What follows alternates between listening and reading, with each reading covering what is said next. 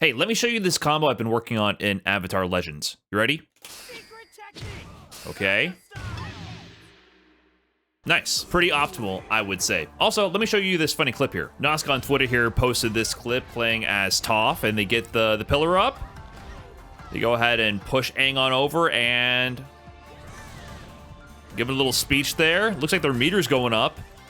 Pull him in into the super.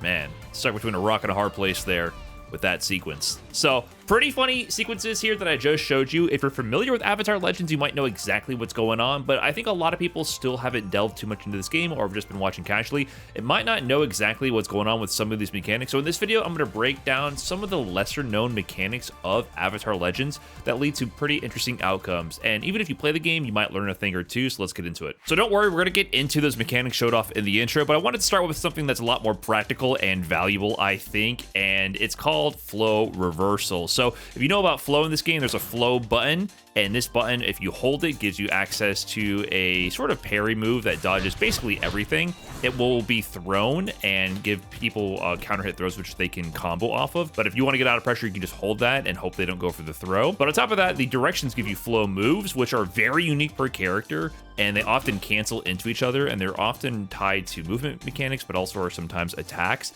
And certain moves can flow cancel, right? You can cancel into the flow option like with Zahir, you can just fly.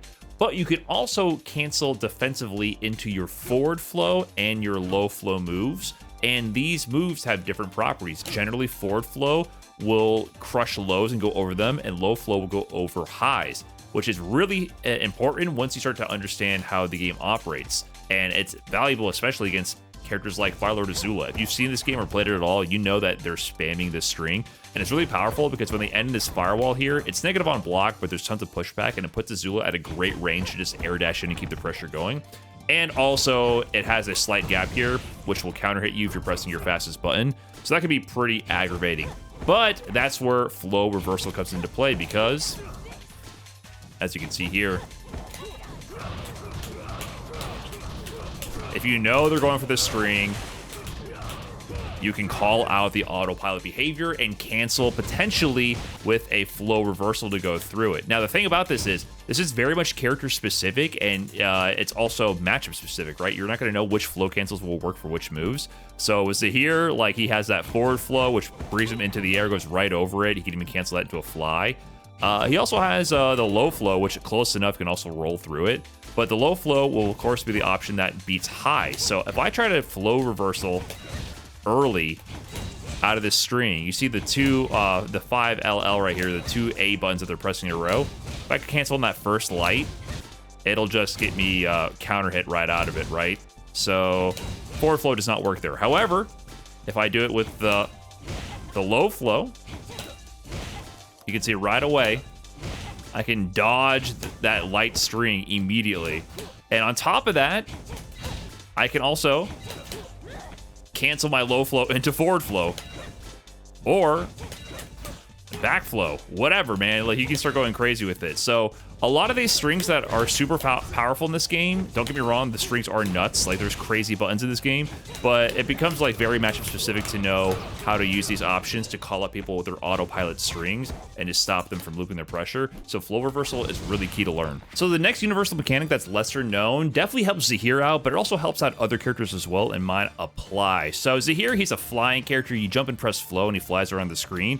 And of course, he can then approach with his overheads and, like, you know, he can unfly. He can do pretty fast options, and he has a ton of mobility. He can cancel out of his other flow options as well to do that. But one interesting thing about that is that, like, it's kind of hard to go low from this, right? Even if you unfly, you have to wait till you hit the ground, and this is like, did you block it, twin? Like, this is not really mixed for the low. So what threat is there of the low? You have to understand can you get to the ground fast enough to actually do a high-low mix and not just have great mobility. Well, if you go into the fly, it doesn't matter what you do here. The only way you stop flying is if you wait a set amount of time and he comes out of it, or you press flow again. No matter what you do, you don't really influence him coming out of the fly. You can just steer it around. And it's not like you can do down, down and fall fast, or do like jump and down, down. That doesn't do nothing. However, you can do one action to make you fall faster, and that is with an air grab. In this game, the throw which is, the A button and the flow button together, will make you fall faster. And this applies to other characters, not just here. We'll show another example in a bit. But you can see here now, suddenly, this seems a lot faster, right? And if we start doing it really fast, suddenly, this mix seems a lot realer, right? If I'm going low, I call the assist there. Suddenly, it seems a lot more real. So what I'm doing here is I'm doing almost like a plink. I'm doing fly into air throw really quick. Now, of course, there's still height restrictions with when you can get the flight. So if you do it too early, you're just gonna like jump up and do air grab. You're not gonna get the flight first. You want to get flight, then throw in a direction. And it helps you keep that momentum. There's a bit of a momentum system with Zahir's movement. He keeps a bit of momentum that you can redirect from his previous action. And, of course, combine that with things like his flow, right? The forward flow puts you in the air, reverse that momentum. Suddenly you get same side low. You can do other things. Cross up low, right? Suddenly, this guy's all over you out of nowhere. And that's all due to that fastfall mechanic with the throw. So even when you don't do fly, you still fall a little bit faster. But with flight, you definitely fall out of that much quicker. But let me show you another character that can actually take advantage of this. So I have Toph here, and Toph has this unique aspect to her flow moves where she can summon a pillar. And she can summon this with variable different heights. You do it by doing the down flow, then pressing the heavy button, and she brings up this pillar. And from here, you can throw rocks at the opponent, and you can press like back and flow to jump off of it backwards, jump forward and do attacks. And it can also be used like in combos as well. You can do like a flow cancel and potentially get them in there, and you can use that as a way to block them from rolling out. So it's a big core aspect to her gameplay. But one thing about this is, like, what if you don't want to go backwards? What if you don't want to go forward out of here? What if you just want to go straight down? Well, once again, with grab. Just press grab here, and Toph will fast fall with that same sort of like white spark animation going around her, which shows that momentum. And it ends up just bringing you down to the ground a lot faster. And it has more practical applications as well once you get into some ways you can use this in combos. So let me get an example of this to show you what I mean.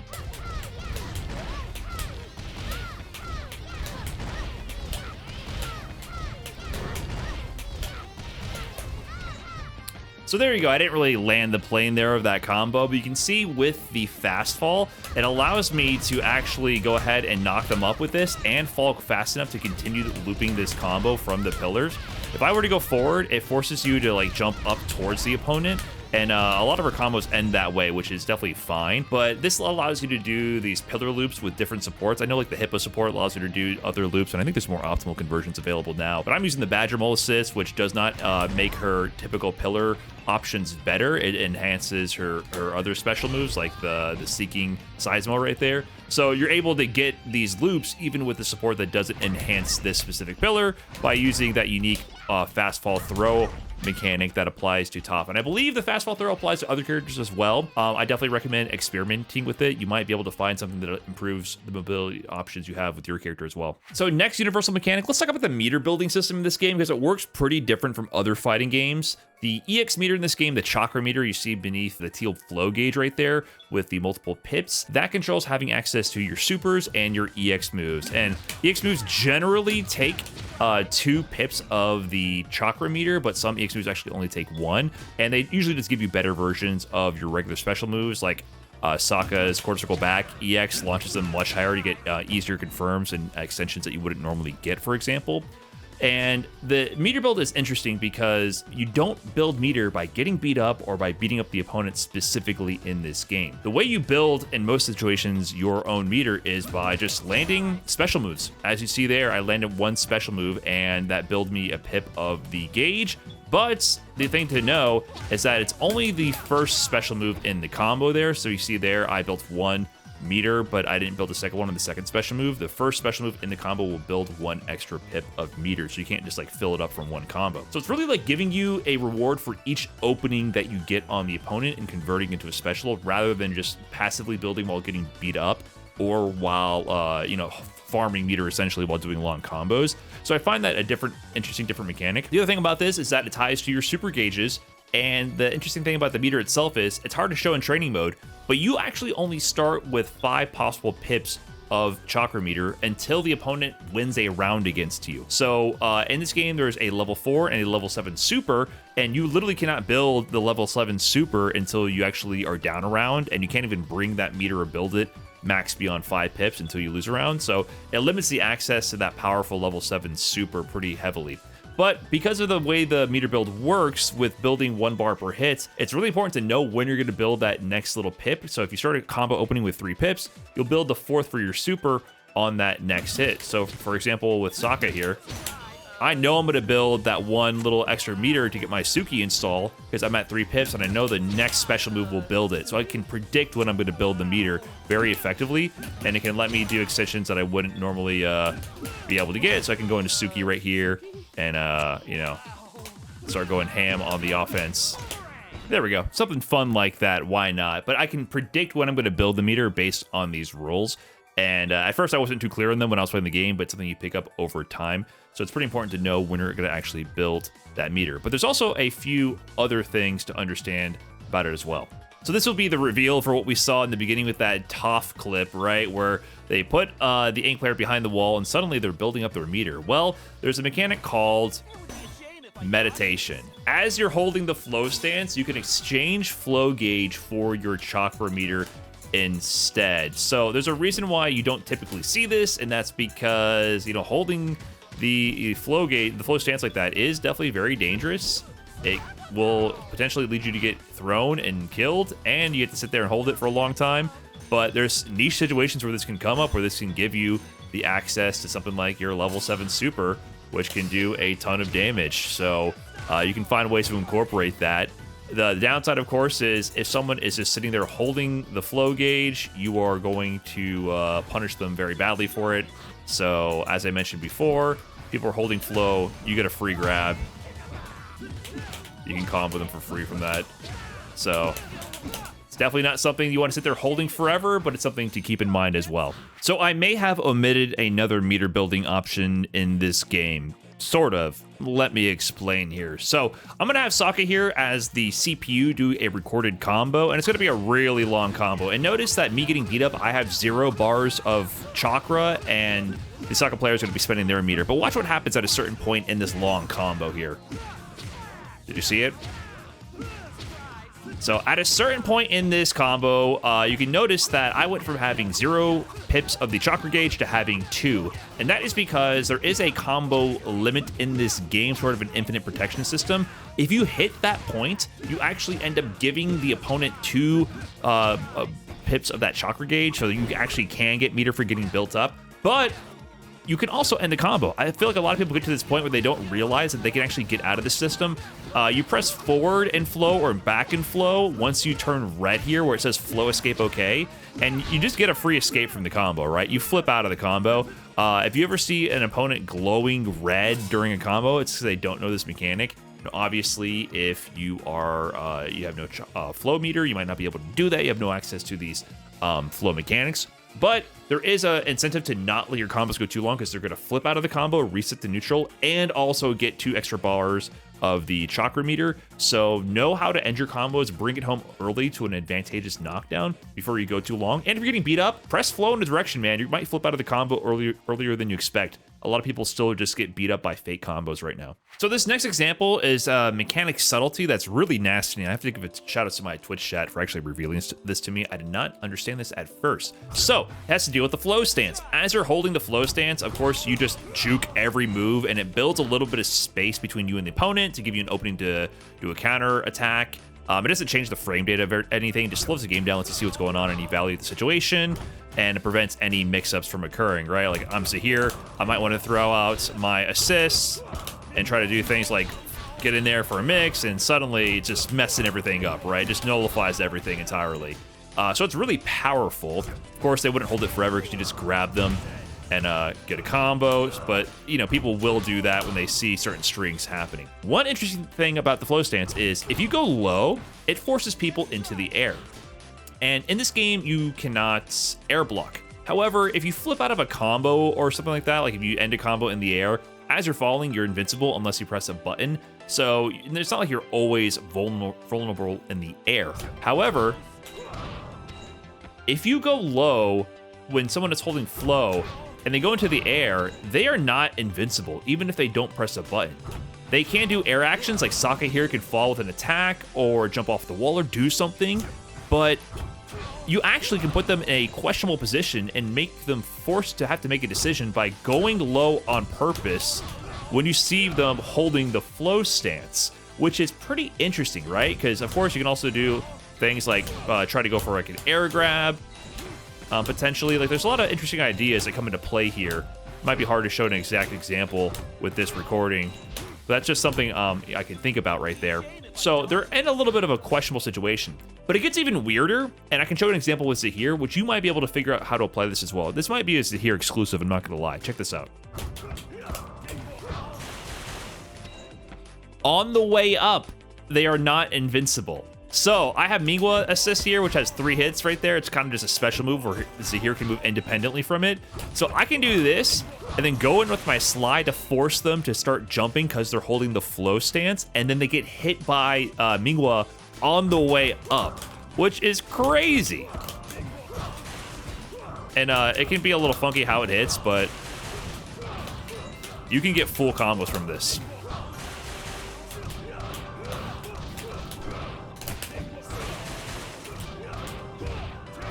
So there you go. There's an example of a combo you can get from that. So this is really nasty. I don't know how many characters can force a situation like this, but the fact that you're not invincible when you're being forced to jump from the low flow stance interaction is very interesting. So something to keep in mind, and I don't think a lot of people are talking about this in Avatar Legends right now. So while flow moves are really fun, there is consequence for doing too many flow cancels and spending too much of the flow gauge, and that is going unbalanced. And this holds the key to that wild instant kill level 7 super you saw in the beginning of the video, so I'll explain unbalanced, the hidden properties of this state, and that super here in this section. So let's go ahead and show what this mechanic actually does, because it's very different than Burnout in Street Fighter 6, for example, which you might think it works like, but it's very unique in how it operates. So for example, here I have Sokka's stand B, and you can see here, this is +4 on hits, and if the opponent was to instead block it here, you'll see that it's actually one of the few plus on block buttons in the game. It's +1 on block. But now let's go ahead and put the dummy here into the unbalanced state and see how that modifies things. So here I press stand B, and if this was like Street Fighter, you would expect this to gain more block stun, but this is the same as before. It's still only +1 on block. So unbalanced does not give you more pressure on block. But what it does instead is it gives you better combos on hit. This stand B was only +4 before, and stand B doesn't combo into anything. Your fastest moves are 6 frames in this game, so you can't get any pickup from that. But now, this goes from +4 to +10. 6 extra frames of hit stun, and that applies to every move. That is the counter hit property that you can see there on the right. It makes every move start as counter hit, which means you now get new combos. This move, which comboed into nothing before, can now combo out of very easily. It can even combo into itself. But the interesting thing about that is even the follow-up hits are also counter hit. So it doesn't just apply the counter hit additional frame advantage to the first hit. Every single hit in the combo becomes extra frame advantage, meaning you have access to wild new combos. So once again, if we show the options before when the opponent is not unbalanced, you don't really get much. Like if I do this stand B and they get hit by it, this is not comboing, right? Like they can actually block that if they were to block after hits. So combo over. Don't really get much from the stand B. But now, if we put them in that same thing again, put them in the unbalanced state though, and try that sequence, no problem. I mean, it gets wild. Like you can just start making things up, whatever you want to do.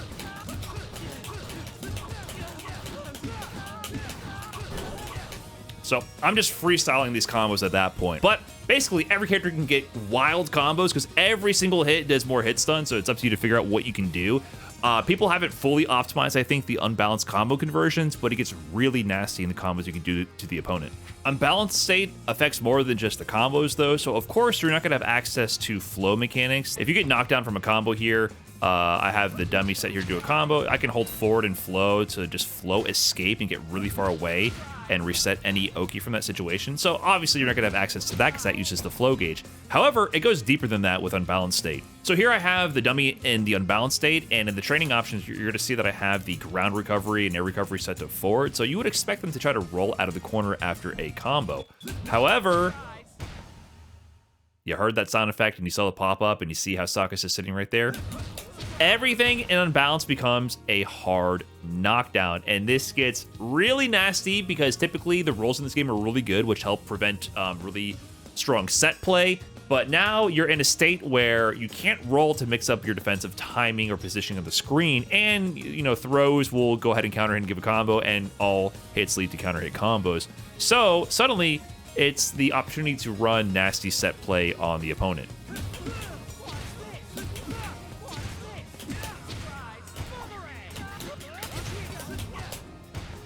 So there you can see I was able to set up my instant overhead setup, and I don't have to worry about them rolling out of the corner. I can go ahead and set the set play down and run whatever mix I want. With Sokka, of course, he can then do things like the run dive, which is an overhead, and get a combo pickup from that, or I can just go into the low and get a combo pickup from that as well. So it's your time to run set play right there, and it gets really nasty. And as people optimize this more, you're going to see more and more nasty setups happen in this state. So basically, you're going to die. Like, Unbalanced is pretty bad. It's very tough to deal with the offensive pressure. And of course, that brings us back to how we started this video. What the hell was going on here? Just to be clear, yes, there is instant kills in this game. Basically, if you get the opponent into the unbalanced state, on top of all these other advantages, all you need to do is to hit them with a level 7 super and they will die. Now, that means if you start a combo with the 6 pips, as we mentioned before, you're going to build that last pip on a special move. So you're going to just convert into the auto combo, or sorry, not the auto combo, but into any conversion. Once you see that you can route into a special, cancel that to your level 7, and you just killed them, man. 100% life. There is a few rare scenarios, maybe I can try to find that clip and edit it in here, where if you do too many hits of scaling, it will scale the instant kill super and it won't kill, which is pretty funny. But for the most part, like, just land any random hit, route to level 7, they're instantly dead. It doesn't matter how much health they have. So very devastating and punishing state to be in, but with a lot of little nuances that I'm not sure people were aware of. So those are just some of the mechanics that I feel like were less known to me when I was playing this game, and might be less known to the more casual audience watching Avatar Legends gameplay. So maybe this will give you a different appreciation for the game, or maybe you're actively playing and learned something from this video. At least I hope you did. Let me know in the comments down below, and I'll catch you guys in the next video. Peace.